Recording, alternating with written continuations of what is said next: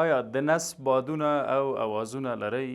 قبضیت او اسهالات موجود دي؟ ورسره د نس دردونه چې د ډوډۍ له خوراک سره زیات شي او د تشناب ته له ورتګ سره کم شي.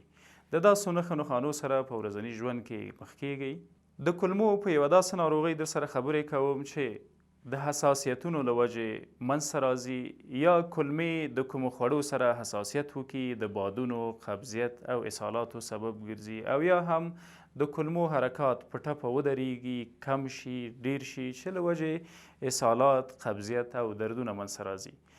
IBS یا اریټیبل باول سینډروم دا د سترو کولمو یوه ناروغي ده.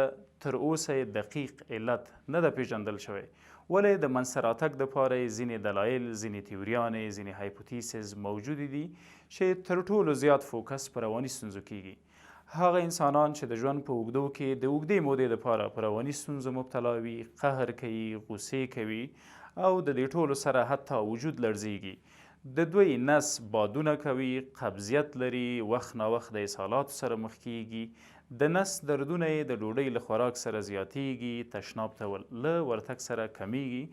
ځینې نورې نښې هم په دغه انسانانو کې موجودې وي، ترخې ترشې اوبه یې خولې ته راځي، نس یې پړسیږي، ورسره عضلاتو کې شخک یا دردونه موجود وي، د پښو تلې یې سوځېږي. دا ټولې هغه نښې نښانې دي چې په IBS کې موجودې وي. IBS یا اریټیبل باول سینډروم د منځته راتګ دپاره مختلف علتونه لري، مختلف حساسیتونه زیږوي چې په ټولو بالاخره خبرې کوو. لکه څنګه چې مخکې هم وویل شول، IBS مشخص علت یا د منځته راتګ دپاره مشخص فکتور نه لري. ځینو ساینسي ضوابطو رواني ستونزې په ګوته کړي دي، ولې ځینې خواړه هم موجود دي چې د کولمو سره حساسیتونه زیږوي. هغه په هر انسان کې مختلف خواړه کولی شو په ګوته کړو. موږ د ناروغ په حیث باید هغه خواړه وپیژنو چې د نس د بادونو، د قبضیت او د اسهالاتو سبب ګرځي. ډیری وخت خامه ترکاري، تازه میوه، فاست فودز یا هغه خواړه چې په غوړیو کې سره شوي، سپایسي یا ترخه خواړه، دا ټول هغه څه دي چې د نس د بادونو، قبضیت، اسهالاتو سبب ګرځي. ولې په ډیرو مشخصو انسانانو کې موږ باید د ناروغ په حیث خپل د خطر فکتورونه وپیژنو او دفع یې کړو. د IBS درملنه له نیکه مرغه ډیره مغلقه نه ده. موږ کولی شو په خپلو کورونو کې د خپلو عاداتو او کړنو په واسطه د IBS ناروغي تداوي کړو.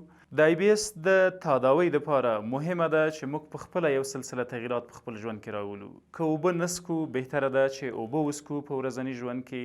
د ډوډۍ له خوراک نه وروسته باید وګرځو تر څو په سمه توګه هضم شي او بالاخره د بادونو، قبضیت او اسهالاتو مخنیوی په ممکن ډول وشي. د دې ترڅنګ که فزیکي فعالیت نه لرو، بهتره ده چې موږ فزیکي فعالیتونه شروع کړو. تر ټولو مهمه د سټرس یا د رواني ستونزو کنټرول ده.